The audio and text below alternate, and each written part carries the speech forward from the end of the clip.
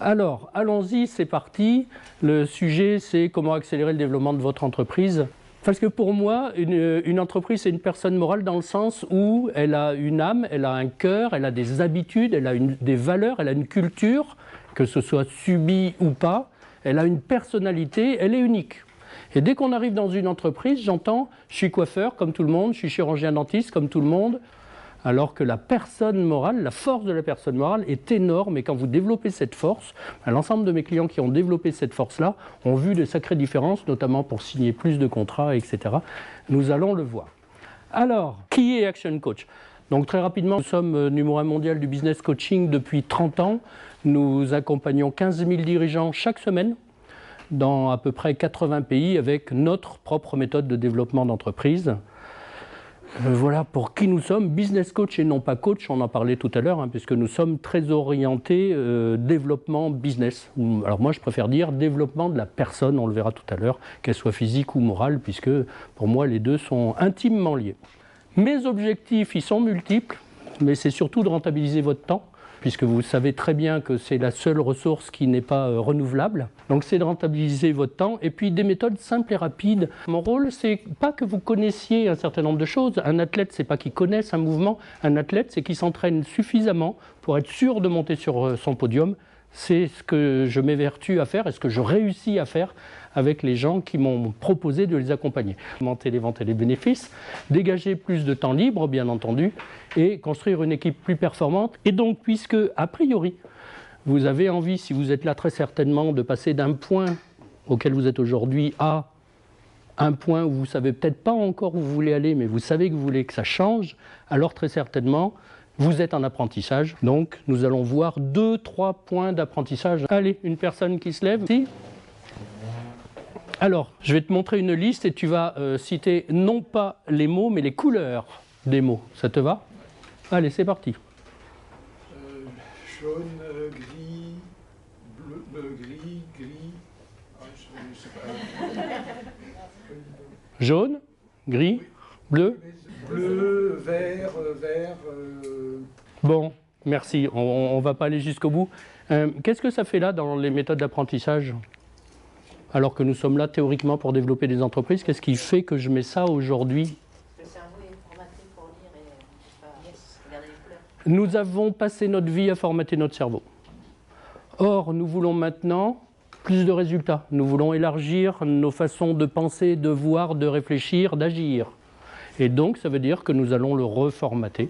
Et moi, j'accompagne mes dirigeants à reformater leur cerveau beaucoup plus large et à s'entraîner sur des habitudes qui les contraignent. Méthode d'apprentissage, comment je fais pour arrêter de contraindre mon cerveau et de lui offrir tout l'espace qu'il avait quand il était jeune. Parce que quand il était jeune, il avait beaucoup plus de résultats, vous vous souvenez? Allez-y. Le point de bascule, voilà, il y a un événement qui vous arrive. Qui a envie de parler d'un événement important qui lui est arrivé il n'y a pas longtemps? Ah, merci. Donc c'est tout récent, en fait c'est cet été, et en fait donc je me suis retrouvée en burn-out, sur lequel je me suis tournée, qui rejoint en fait l'exercice. Parfait. Je vais t'arrêter là par rapport au temps imparti, parce que tu as donné suffisamment d'éléments, et merci pour ce partage, parce que j'accompagne moi aussi beaucoup de dirigeants à faire en sorte qu'ils ne tombent pas en burn-out. Parce que quand vous avez un boulot fou, quand vous n'avez pas assez de clients, quand vous n'avez pas assez de trésorerie, quand vous avez les week-ends à travailler, eh bien oui, ça ne se dit pas assez, donc merci. Eh bien, il y a des AVC, il y a des burn-out, il y a des dépressions, il y a tout ça. Et pour revenir à ça, mais en fait, l'événement, c'est burn-out. Mais l'événement est l'événement. Ce que vous allez en faire, c'est juste fondamental. Et ce que tu me dis que tu en as fait, c'est pas justement de te victimiser, c'est pas ma faute, on m'a fait travailler trop, c'est à cause de la société, on paye trop de charges, ça va, vous l'entendez ce genre de choses, c'est bon, vous connaissez là? Ok, et puis il y a aussi l'autre côté que je vous invite à travailler de plus en plus, c'est ok, l'événement il est arrivé, on ne va pas le changer. Donc qu'est-ce que je peux faire? Qu'est-ce que je peux faire pour m'impliquer totalement, ce que tu as dit, neurosciences, etc., pour m'impliquer totalement dans cet événement? Comment je peux être responsable de ma vie? Donc quelle est la meilleure réponse que je peux donner? Et comment je peux m'approprier le reste de ma vie par rapport à ça? Au niveau physiologique, quand vous êtes dans cet état victime, toute votre physiologie tombe. Ce n'est pas une bonne idée, avec tout ce qu'on a à faire dans la vie, qu'avoir une physiologie qui tombe. Bonne nouvelle, quand nous sommes plus haut, dans l'état d'appropriation, vainqueur, toute notre physiologie augmente. C'est cool. Moi, le Covid, j'ai passé mon temps à donner des astuces pour générer de l'ocytocine, pour générer toutes les hormones du bonheur. Donc j'étais destructeur de cortisone et générateur d'ocytocine. Et donc ce slide-là, il y a pas mal de mes dirigeants qui l'ont mis dans leurs ateliers, dans leurs usines, dans leurs bureaux. Et les équipes se sont fait un rituel, quand il y a des choses à voir, de venir dessous et dire « Ok, comment on va s'aider mutuellement pour trouver la meilleure réponse A ?» et non pas « Pourquoi on en est là et c'est la faute à qui ?»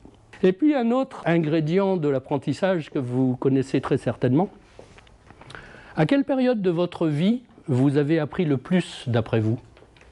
Dans la petite enfance? Oui. Qu'est-ce qui fait que vous avez appris le plus dans la petite enfance? Fondamentalement, c'est parce qu'on s'amuse. Parce qu'on s'amuse. Et qu'est-ce qui fait qu'on s'amuse dans la petite enfance? C'est ce que tu dis, et que tu as l'air de moins de t'amuser, sinon tu n'aurais pas dit la petite enfance, tu aurais dit toute ma vie. Or, tu as dit la petite enfance. Une des raisons, c'est que consciemment ou inconsciemment, il y a tout un tas de choses, la culture, l'éducation, j'en sais rien, qui nous ont fait « Oh, maintenant, tu as l'âge d'être sérieux, donc tu arrêtes de t'amuser ».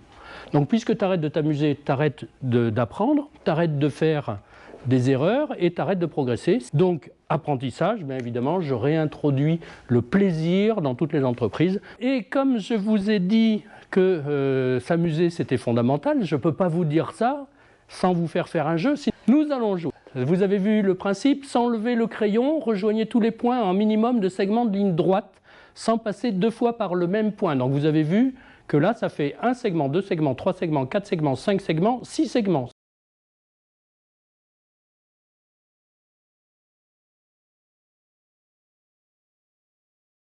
Nous avons vu un certain nombre de choses sur l'apprentissage. Vous voyez que ça a quand même quelques utilités d'avoir plein d'outils d'apprentissage pour pouvoir développer une entreprise, une personne morale.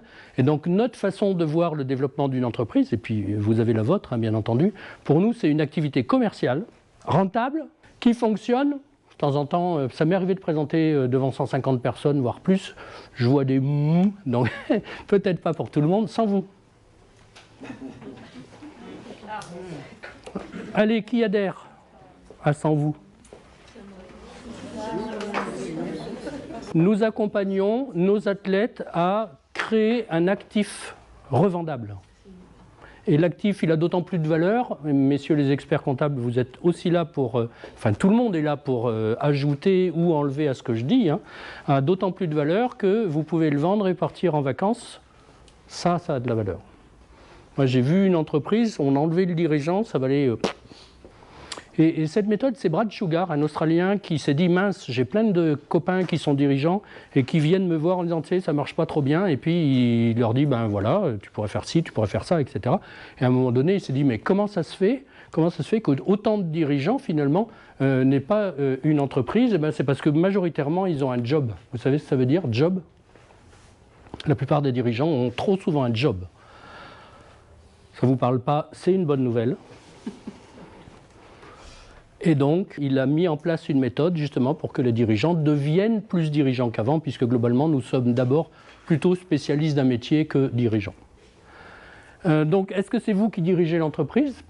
Posez-vous la question et surtout à quelle hauteur vous la dirigez, et posez-vous la question aussi à quelle hauteur elle vous dirige. Et mettez en œuvre tout ce qu'on va voir et surtout tout ce qu'on ne verra pas en si peu de temps. Alors, une fois que vous êtes posé cette question, voilà les 6 étapes que nous utilisons 15 000 fois par semaine dans 80 pays, encore une fois. Premier sujet, la maîtrise. En gros, allez, 2 métaphores. Quel que soit l'âge de l'entreprise, revoir les fondations. Est-ce que c'est bon? Il y a des bonnes fondations, c'est bon, on peut construire ce qu'on veut dessus, ou boucher les plus gros trous de la baignoire. Il y a des gros trous dans la baignoire, je bouche les plus gros trous. Ensuite, puisqu'on a bouché les plus gros trous de la baignoire, quelles sont toutes les tactiques qu'on va mettre en œuvre pour ouvrir le robinet de l'argent? Développement rentable. Et quand nous avons généré suffisamment d'argent, alors nous pouvons investir sur quelque chose qui est juste indispensable, mais qui coûte à court terme et qui rapporte à moyen et long terme, à savoir la systématisation de l'entreprise, c'est-à-dire l'effet de levier. À ce moment-là, vous pouvez plus souvent qu'avant dire « maintenant je vais construire une équipe ». Jusque-là, vous aviez des collaborateurs, mais vous n'aviez pas forcément encore une équipe, parce que tant que vous n'avez pas suffisamment pratiqué les 3 étapes, vous avez des collaborateurs, c'est évident. Est-ce que vous avez une équipe? Vous vous poserez la question. Et ensuite, bien, la partie synergie, c'est-à-dire que là, on commence à mettre de l'huile dans les rouages, nous commençons à nous apercevoir que tout est systémique, que tout dépendant de tout, dès que je vais faire une modif quelque part, tout le système va se modifier. Donc, les résultats, c'est vous qui définissez quels résultats vous avez envie d'obtenir. Alors, allons-y, détaillons juste cette méthode dans le temps imparti. Donc la maîtrise, on l'a vu, hein, de poser les fondations, mais aussi de revisiter 4 piliers fondamentaux de cette fondation. D'abord, la maîtrise de la destination. Ensuite, maîtrise de l'argent. Ensuite, maîtrise du temps. Et ensuite, maîtrise des opérations. Voilà les 4 piliers. Maîtrise de la destination. La plupart des entreprises, 70%, n'ont ni plan ni objectif. 27% en parlent au café et 3% l'écrivent pour la personne morale. Je n'ai pas dit pour les banquiers ou pour faire plaisir à je ne sais pas qui. Ceux qui font une planification à 5 ans en disant c'est ça que j'atteindrai dans 5 ans pour ma personne morale. Et cela génère 90% de la richesse. Et la richesse, c'est quoi pour une entreprise? C'est les résultats nets. Faisons de la planification. Moi, j'accompagne mes clients à faire un plan à 5 ans, à 1 an. À 3 mois, tu es venu d'ailleurs, Claire, au dernier plan à 3 mois, où on passe une journée à construire exactement ce qu'on va faire semaine après semaine pour être sûr de réussir ce qu'on veut réussir à 3 mois, qui nous permet d'être plus sûr de réussir ce qu'on veut à 1 an, et plus à 5 ans. Et alors, toujours dans la maîtrise de la destination, je vois trop de dirigeants qui font plein de choses et qui ont des résultats qui ne leur conviennent pas. Qu'est-ce qui fait que je vois beaucoup de dirigeants, qu'on travaille ensemble, qui font beaucoup de choses mais qui n'ont pas les résultats qu'ils méritent? Parce qu'en fait, ils ne font pas forcément les bonnes choses. Parce que tant que nous ne sommes pas qui nous devons être pour faire des choses que nous n'avons jamais faites, un, nous ne les ferons pas, et deux, nous n'aurons pas les mêmes résultats. C'est du pratico-pratique, encore une fois, croyez-moi sur parole, ça marche, c'est pratico-pratique, il faut juste connaître les méthodes pour être quelqu'un d'autre. Donc oui, être, et être, même parfois, c'est juste de penser ce qu'on ne pense pas, ce qu'on a fait tout à l'heure dans les apprentissages. Et donc moi, dans mes contrats, à partir d'un certain contrat, ils signent le fait que je leur donne un bouquin par mois, c'est moi qui choisis, et eux, ils le lisent, ils le résument, ils en font un plan d'action. Et bien entendu, je choisis le bouquin pour leur ouvrir les chakras sur ce qu'ils veulent obtenir. Allez, maîtrise de l'argent. Quand je vous dis argent, allez-y, vous pensez à quoi? Dites-moi, tout de suite. Trésorerie. Trésorerie. Sécurité. Vacances. Bénéfice. Bénéfices. Investissement. Investissement. Mesure de la performance. Mesure la performance. Ok. Vous voyez que dans ce que vous avez dit, il y a de l'ordre de la finance, mesure de la performance, et il y a de l'ordre du cerveau droit, vacances, bien-être, bonheur. Et en fait, c'est pour ça que je préfère dire argent plutôt que finance, parce que finance renvoie immédiatement, chez la plupart d'entre nous, à des choses de cerveau gauche, alors que argent, eh bien, il y a beaucoup de dirigeants qui ont des problématiques avec l'argent, mais qui ne l'annoncent pas. Et quand vous avez des problématiques avec l'argent, notamment parce que vous croyez que vous ne valez pas le fait de pouvoir gagner de l'argent, vous pouvez y aller avec la finance, ça ne marchera pas.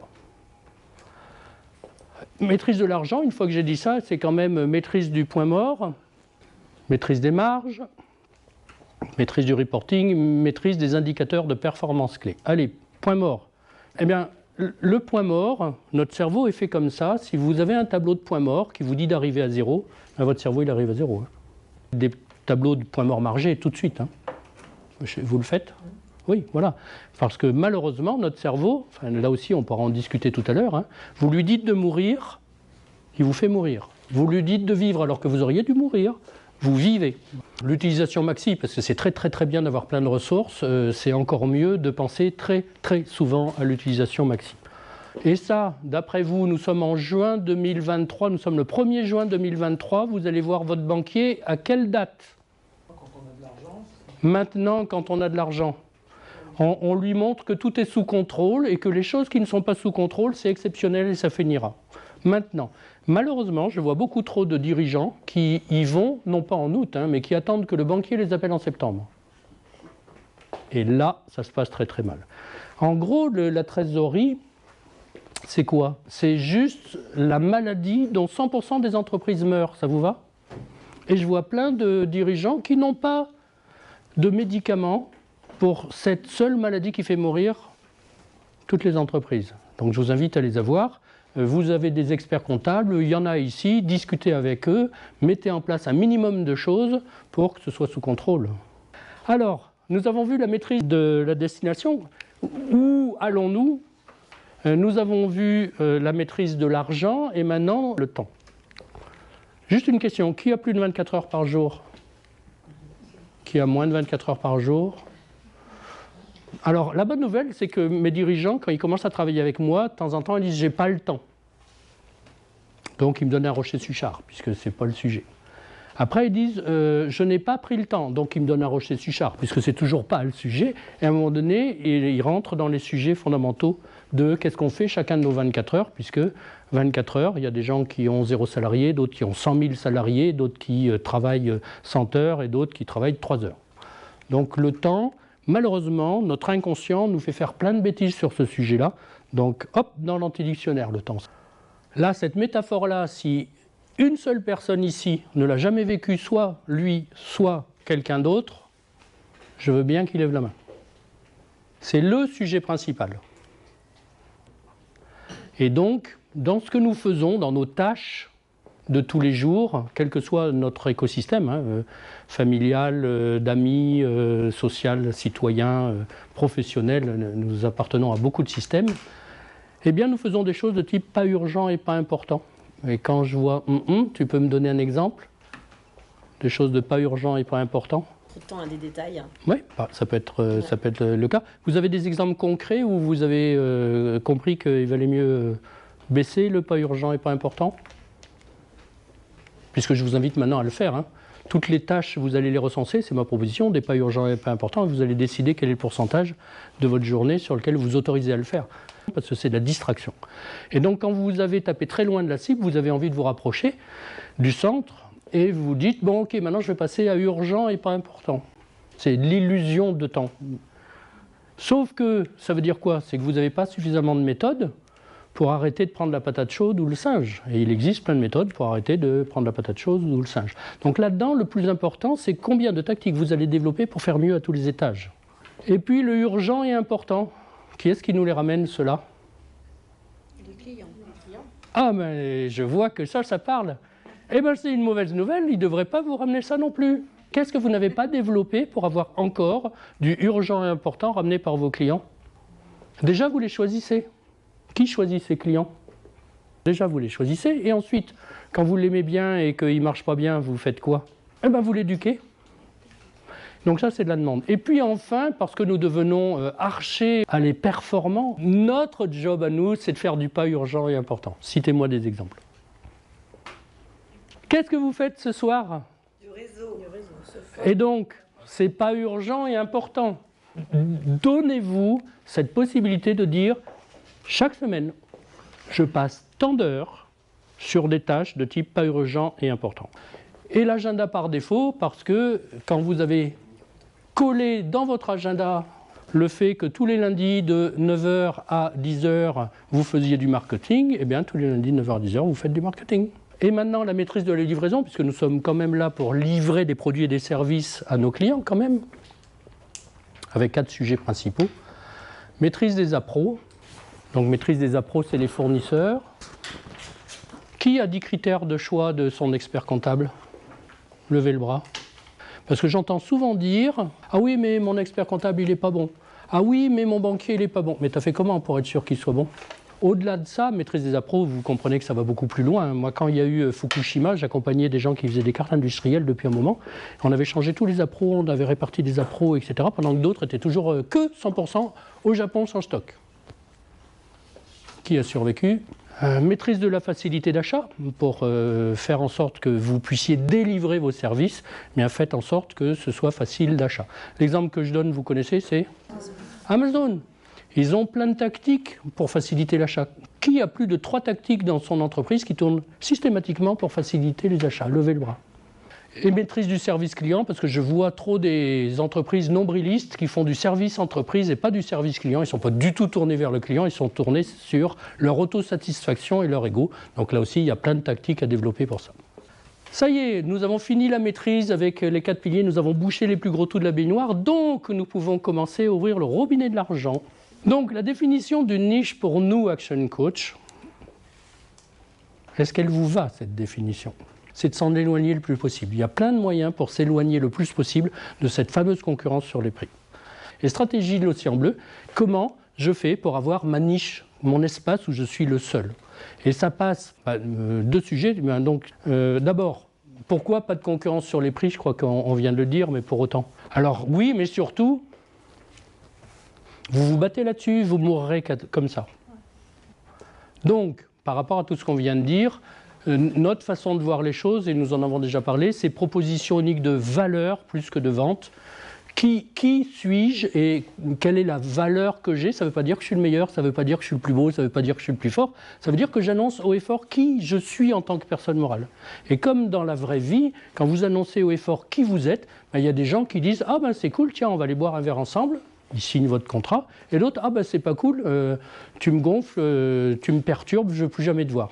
Dans les deux cas, c'est une excellente nouvelle. Qui sommes-nous en tant que personne morale? Quelles sont toutes les tactiques, toutes les stratégies que vous avez mises en place pour que, 1, tout le monde sache votre valeur, et 2, tout le monde puisse y accéder. Et puis, bien entendu, quand on vous dit des choses comme ça, la plupart disent « Ah, ça m'intéresse, je voudrais aller voir, mais je ne vous crois pas ». Donc, renforçons ça par une garantie, et c'est une garantie psychologique, puisque notre cerveau, il fonctionne comme ça. Proposition unique de vente. C'est un gars qui louait des appartements sur la côte. Donc, proposition unique de vente. Quand vous louez mon appartement, vous passez une semaine excellente et il ne pleut jamais. Ça, c'est la proposition unique de valeur. Garantie, parce que les gens ils disent « Ah, j'en rêve, mais c'est pas possible. S'il pleut, je vous offre un parapluie. » Ça paraît stupide, hein, mais quand on teste et on mesure, le cerveau de l'être humain, il prend plus souvent qu'avant. Donc voilà, nous sommes intervenus dans un magasin de chaussures qui nous disait le magasin de chaussures, c'est l'horreur. Il n'y a pas longtemps. Hein. L'horreur, nous, pour survivre, il n'y a qu'une chose. Des soldes, des soldes, des soldes, des soldes. Les clients ne veulent que ça. Donc on lui a dit, tu vas tester. Et elle a testé ça. Et voilà le résultat du test. Donc par rapport à la niche, il y a un certain nombre d'entreprises, et parfois même un peu grosses, qui n'ont pas réalisé à 100% la puissance du budget marketing, puisque nous avons toutes et tous, du moment que nous avons une personne morale, un budget marketing. Et que la plupart ne le savent pas assez ou n'appuient pas assez sur le fait d'avoir un budget marketing pour aller acheter des clients. Ça ne vous gêne pas quand je dis on va aller acheter un client? Donc oui, ça gêne. Tu dirais quoi? Pour pouvoir accéder au fait d'avoir une relation avec un client, ça te va mieux?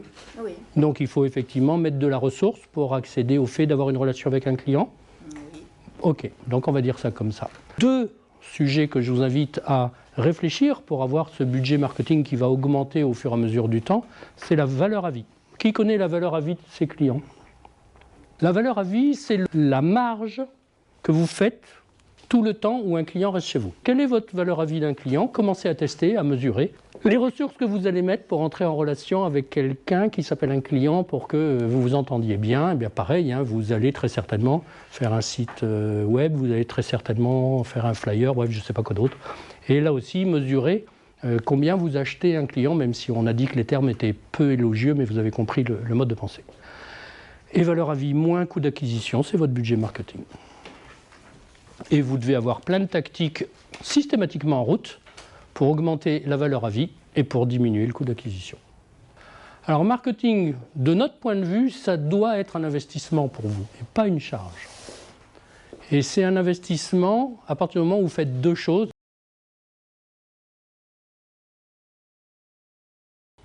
Et les tests et mesures sur du marketing, il y a quand même beaucoup de solutions hein, pour être en place. Hein.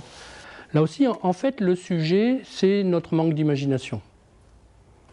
Pour améliorer notre vie et pour améliorer la vie de nos personnes morales, c'est notre manque d'imagination. Donc c'est intéressant justement d'être en intelligence collective et de s'échanger. Toutes les belles tactiques de réussite, là tout à l'heure, je suis sûr que ça va fuser et que vous allez repartir avec 10, 15, 20 expériences des autres. C'est ça qui compte, l'intelligence collective. C'est deux voitures, une de bas de gamme, une de haut de gamme, et pour autant qui ont exactement le même châssis. Le même. Et en fait, dans les affaires, nous avons toutes et tous le même châssis pour augmenter nos bénéfices. Vous le connaissez? Premier levier de ce châssis, c'est génération de contacts. Comment je fais pour avoir de plus en plus de personnes qui s'intéressent à ma belle personne morale? Ensuite, c'est taux de conversion, on en a parlé tout à l'heure. Maintenant que je les ai en face de moi, quelles sont toutes les tactiques que je mets en œuvre pour qu'elles disent oui, je signe? Et on en a vu une qui est très performante, c'est la garantie psychologique. Une parmi 80. Le résultat, c'est les clients. C'est un résultat, on ne peut pas faire grand-chose dessus. C'est reparti pour la troisième tactique, nombre de transactions. Quelles sont toutes les tactiques que vous mettez en œuvre systématiquement dans votre entreprise pour augmenter le nombre de transactions que vous faites avec un client? Valeur moyenne par transaction, c'est quoi le panier moyen? Et comment vous faites pour l'augmenter systématiquement? McDonald's, vous savez comment il se fait depuis 20 ans, 25 ans, des millions de résultats nets sur valeur moyenne par transaction? Il rajoute le dessert. Le café. Le café, parce qu'en général, le dessert, il est compris dans le paquet, mais ça revient au même. En gros, on achète le machin avec dessert, là, et ça leur fait combien de marge? Net. 1 €, ça va? Et puis, ils vous disent, ils ont obligation de le dire, alors maintenant, c'est les machines qui le disent, mais peu importe. Avec ça, vous prendrez bien un café? 20% de gens disent oui. 20% de gens disent oui. Le café, combien de marge nette? 1 €. 1 €. Donc avec une seule tactique d'augmentation du panier moyen, ils se font 20% de bénéfices. Et donc, nous, combien avons-nous de tactiques de ce type-là? Et c'est bien la question des 5 leviers. Et c'est bien les questions que je vous propose de vous poser. Et le dernier, c'est les marges bénéficiaires. Combien de tactiques avez-vous systématiquement en œuvre pour augmenter vos marges bénéficiaires? Si on a 5 tactiques multipliées par 5 leviers, les mathématiciens vont nous dire qu'on a 25 tactiques. Qui a plus de 5 tactiques conscientes? Levez le bras. Peut-être qu'on va faire un exercice avant. Allez, je vous propose que vous leviez le bras et que vous donniez un exemple de génération de leads que vous utilisez. Allez-y. Qu'est-ce que vous... Site web. Site web. Un autre exemple? Réseaux sociaux. Réseaux sociaux. Allez, pareil, taux de conversion. Qui veut nous parler de sa tactique préférée de taux de conversion? Témoignage de clients satisfaits. Témoignage de clients. La possibilité de prendre des rendez-vous téléphoniques pour avoir la personne au téléphone et la prendre. OK. Donc normalement, en intelligence collective, si nous en avions vraiment chacun, comme on est 20, ça ne fait pas 100 parce qu'on en partage quelques-unes, mais on pourrait arriver à 30 sans problème, hein, ça va? Ce serait sympa que vous ayez 30, non? OK, pareil pour le nombre de transactions. Enrichissement de l'offre. Enrichissement de l'offre, tu as un exemple concret? Ouais, j'ai une place de marché, donc plus j'ai des choses à vendre, plus je suis devant. Bien. De déposer plus de l'info. Oui, je vais reprendre l'exemple de mes experts comptables. Et puis, en faisant les calculs, ils s'aperçoivent qu'à l'époque, il y avait 16% de leurs clients seulement qui leur faisaient faire les bulletins de salaire. Tout l'intérêt de tester et mesurer. Le sujet principal, c'est que nous croyons tellement de choses, nous ne nous remettons plus du tout en cause. Valeur moyenne du panier, les tactiques en route chez vous. Les abonnements. OK, quoi d'autre? Les services additionnels. Des services additionnels, OK, quoi d'autre? Mais on a dit que là, on en avait 5, là, on en avait 5, bref, on en a 25. Ça veut dire que si, dans mon exemple de 10% d'augmentation, ça veut dire qu'il faut augmenter de 2% chaque tactique. Qui pense pouvoir augmenter de 2% l'efficience de ces tactiques? Levez le bras. 2%, ça fait quoi, là? 61%. C'est pas du rêve, hein. La très grande majorité de mes clients, ils sont passés et bien plus. Hein. C'est pas du rêve. C'est du boulot. Vous êtes des athlètes du monde des affaires et vous avez une équipe pour vous entraîner. Encore une fois, business coach, expert comptable, etc. Vous avez une équipe pour vous entraîner là-dessus. Bien, parce que nous avons ouvert le robinet de l'argent, alors maintenant nous allons investir sur des choses qui nous rapporteront à moyen terme, long terme, et qui vont nous coûter à court terme. C'est la systématisation de l'entreprise. Donc effet de levier, entreprise commerciale rentable et qui fonctionne. Quoi, c'est puissant? Fiabiliser. Fiabiliser. En fait, je suis sûr que vous avez déjà entendu quelque part: ah, mais tu vas aller chez la SARL Toto demain. Alors tu demandes Bernard, tu demandes pas Jacques. Vous n'avez jamais entendu ça? Parce que Bernard, lui, Il met d'abord le pantalon et ensuite les chaussures. Mais Jacques, non. Et les domaines clés à systématiser, bien entendu, nous les connaissons, mais vous avez compris qu'entre connaître et pratiquer, il y a un chemin. Tout ce qui est système et technologie, donc je vous montrais mon téléphone. Quand je conduis, de temps en temps j'ai une idée, je le dicte à mon téléphone et c'est sur mon ordinateur quand je rentre au bureau. Opération et distribution peut systématiser la manière dont on délivre un produit, de la manière dont on le fabrique, de la manière dont on fait bien du premier coup, la manière dont on promet moins et on donne plus. Qu'il y a des tactiques de moins promettre, donner plus. Finance, test et mesure. Alors finance, vous savez que moi je mets argent, et test et mesure, je suis étonné qu'il y ait si peu de tests et mesures dans les entreprises sur un certain nombre de sujets fondamentaux. Et le personnel et la formation, mes clients cherchent des personnes qui ont envie de vivre une belle aventure avec la vision de la personne morale, qui elle est et qui elle recherche pour cette belle aventure. Et donc dans mes fameux Croissance Club, là, quand on partage avec tous mes dirigeants pendant une journée, un de mes dirigeants avait amené son N-1 et on parle de ça et le N-1 dit « Je peux intervenir ?» Ouais, vas-y. Quand j'ai lu l'annonce, je me suis dit « Ça, c'est moi ». Il n'a pas dit « Ça, c'est les compétences que j'ai ». Il a dit « Ça, c'est moi ». Et mon ami Pareto, parce que franchement, faire 100% d'un truc pour si peu de résultats de plus et me dire qu'on n'a pas le temps. Après, il y a des limites, hein. Toujours mon ex-compagne, comme Pareto, c'était mon copain depuis longtemps, quand je l'ai rencontré, j'ai commencé à faire le ménage chez elle en Pareto, et elle m'a dit « Je connais Pareto, mais pas pour le ménage chez moi ». Bon, ben voilà, j'aurais testé, j'ai mesuré, ça ne marche pas, je passe à autre chose, c'est bon, mais au moins j'ai testé, mesuré. Et maintenant, l'équipe, puisque nous avons suffisamment systématisé, alors nous pouvons faire en sorte que nos collaborateurs deviennent plus souvent qu'avant une équipe plutôt que des collaborateurs, équipe interne, équipe externe. Notamment, je donnais un exemple tout à l'heure, hein. Si vous avez 10 critères de choix d'un expert comptable, d'un banquier, d'un business coach, etc., alors vous êtes plus sûr qu'avant d'avoir une équipe avec ces gens-là. Alors l'équipe, on l'a vu, hein, qui fonctionne sans moi. Donc là aussi, beaucoup d'outils, de tactiques, de méthodes, donc j'en ai choisi que 2 ou 3 dans le temps imparti. La première chose que j'avais envie de vous montrer, c'est un truc qui a été très efficace chez Motorola. Voici quelques fondamentaux pour une personne physique ou morale. C'est d'avoir une bonne conscience de sa vision, une bonne conscience de ses valeurs, une bonne conscience de sa stratégie d'évolution, une bonne conscience des ressources à disposition, une bonne conscience des capacités, une bonne conscience de la motivation, une bonne conscience des feedbacks que nous nous donnons. Quand vous avez tout, c'est génial.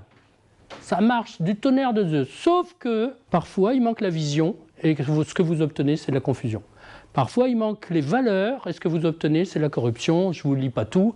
Et parfois, il vous manque des capacités, c'est la fatigue. Donc, dans une équipe, il y a tout ça à partager, il y a tout ça à mettre en melting pot, il y a tout ça à faire vivre jour après jour pour être complètement efficient en donnant un sens profond à ce que fait la personne morale. Tom Peters, vous connaissez ?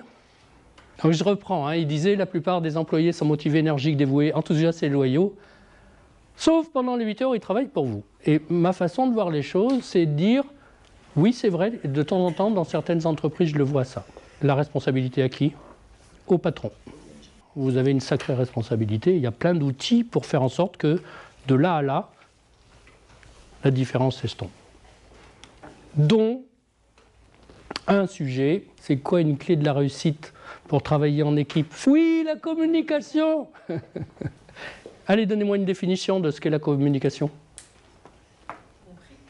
Ok, quoi d'autre ?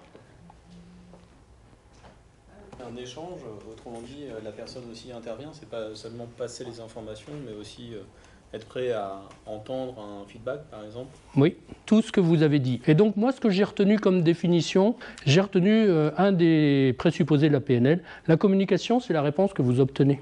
Si moi, je tente de communiquer avec toi et que tu me dis non, première chose que je me dis, c'est j'ai pas assez d'outils de communication ou je les utilise mal. La communication, c'est la réponse qu'on obtient. On n'obtient pas la réponse que nous souhaitons. Eh bien, peut-être qu'il nous faut encore d'autres boîtes à outils. Et le modèle DISC, c'est un modèle comportemental, profil comportemental. Quels sont mes comportements préférentiels ? Parce que pour communiquer avec d'autres, si même moi j'ignore quels sont mes comportements préférentiels ou mes forces motrices, je ne vois pas comment, ignorant comment je fonctionne, je pourrai rentrer en communication avec les autres. Et la deuxième bonne nouvelle, c'est que quand vous savez détecter chez l'autre quels sont ses comportements préférentiels, bien entendu, je peux m'adapter à ces comportements préférentiels. C'est 2 axes, et dans ces 2 axes, ça donne 4 types de personnes. Des personnes de type dominant. J'aime résoudre les problèmes et rapporter les défis. Alors, les influents, c'est ceux qui aiment bien transmettre, c'est ceux qui aiment bien se mettre en scène, c'est ceux qui aiment bien apporter leur contribution. Vous connaissez un influent dans cette salle? Oui, moi. Et les stables, ce qui est important pour les stables, c'est de faire en sorte que tout le monde s'entende bien, de faire en sorte que nous générions de la valeur, que nous soyons une équipe, que nous soyons bien ensemble. Vous connaissez quelqu'un de stable dans cette pièce? Oui, moi. Et le conforme, c'est celui qui se dit « Ok, il y a des règles, il y a des procédures, on les applique, on obtient des résultats. » Vous connaissez quelqu'un qui est comme ça dans cette salle et qui vous a montré des règles, des procédures? Donc en fait, ce sujet-là, c'est une fois que vous savez où vous en êtes, vous décidez comment vous voulez vous adapter, vous flexibiliser à tout ça. Force motrice, comment je fonctionne? C'est quoi mes moteurs principaux? Une clé de la réussite pour travailler en équipe, elle est une de plus. L'engagement collaborateur. Qui connaît les études Gallup? C'est la référence mondiale sur les études auprès des salariés. Et qu'est-ce qu'ils nous disent, ces Gallup-là? Ils nous disent, ben voilà, en gros, vous avez 3 types de collaborateurs. Les engagés, ceux qui rament vers votre objectif. Les désengagés, ben, qui font ce qu'ils ont à faire, mais bon, c'est tout. Et puis les fortement désengagés qui vous plantent des ancres. Ce qu'ils disent, c'est qu'il y en a 12% des engagés. Ce qu'ils disent, c'est que nous manquons cruellement d'outils pour passer de 12 à 13, 15, 20. Et les outils, je vais vous en montrer 2 ou 3. Et puis évidemment, les fortement désengagés, ça vous coûte un tiers de la masse salariale. Avec ce genre d'outils, voilà les taux de réengagement que nous obtenons chez nos clients. Parce que dans notre modèle, nous nous disons, ouais, process, système, gouvernance, produit, procédure, tout le monde le fait. Et notre façon de voir les choses, c'est quand nous allons multiplier ça par les comportements, l'engagement, la communication, le leadership, la culture, eh bien là, nous avons mesuré que nous obtenons des résultats. Toute l'équipe le reçoit, y compris le patron, en même temps que tout le monde. Et le gars, il dit, tout me va sauf un truc. Quoi? Je ne bois pas de bière. Le patron a pris un feutre, a été au mur, il a dit, tu bois quoi? Du jus de tomate.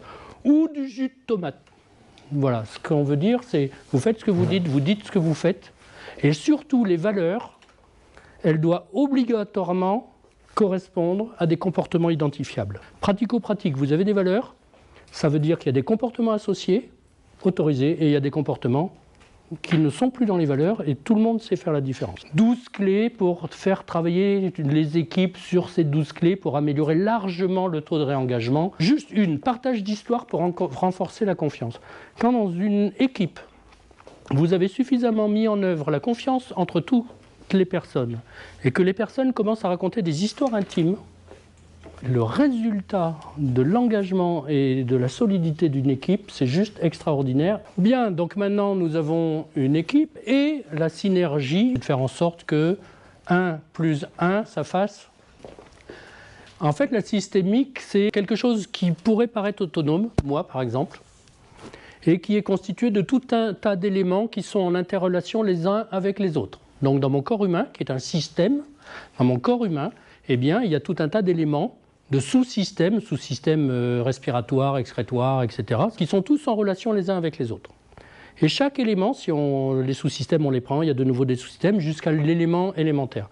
Et il y a des lois de la systémique, et donc une des lois de la systémique dit, dans un système, au sens systémique, tous les éléments concourent notamment à la finalité du système. Or, dans des entreprises, je ne vois pas tous les éléments qui concourent à la finalité du système, justement parce que les tactiques systémiques ne sont pas mises en œuvre. Tous ces éléments qui concourent à la finalité du système donnent lieu à des qualités émergentes qui n'appartiennent à nul autre élément, qui n'appartiennent qu'à l'ensemble, qualités émergentes. Vous avez de la systémique, vous avez des qualités émergentes qui naissent, qui n'appartiennent à aucun des éléments du système.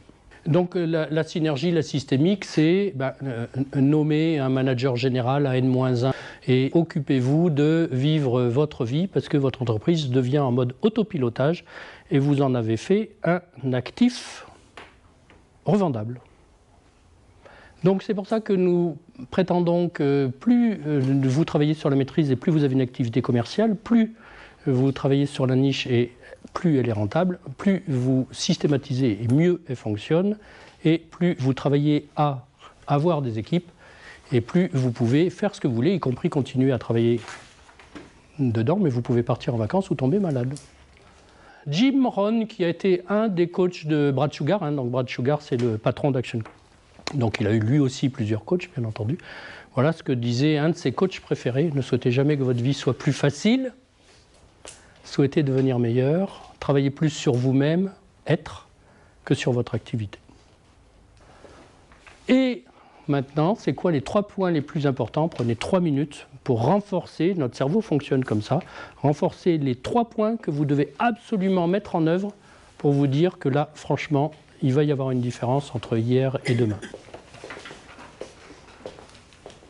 C'est les 3 points d'abord, l'auto-évaluation ensuite et re-auto-évaluation dans une semaine avec des différences significatives, notamment par rapport aux 3 points importants que vous êtes en train de noter. Le plus impactant pour lui ou elle, allez-y. Là aussi, pour apporter aux autres des points de vue. Le plus important pour moi, c'est de planifier justement, enfin de décrire les objectifs et de le planifier dans le temps. Ok. Très bien. Le pourquoi. Le Pourquoi. Le pourquoi en 2 mots. Pour le pourquoi, le why, le how et le what, soit il y a le bouquin de Simon Sinek qui est sur le sujet, soit si vous voulez commencer doucement, vous tapez sur Google Simon Sinek TEDx why français. Et vous avez 18,2 minutes sur Simon Sinek, sous-titre en français, sur le why, le how, le what. Et quand vous avez fini les 18 minutes, vous repassez 18 minutes à construire le vôtre. Et vous allez voir la puissance. Ok, quoi d'autre? Donc le why, la planification. Mettre en avant sa spécificité. Ok, son unicité. Donc, investir dans votre avenir, parce que là, nous rentrons, par rapport à tout ce que nous venons de dire, nous rentrons dans du concret, dans la mise en pratique, dans du directement exploitable pour vous. Et donc, merci de remplir les feuilles de feedback. Et bonne nouvelle, ceux qui ont fini les fiches d'évaluation, eh bien, il est temps d'aller boire un pot.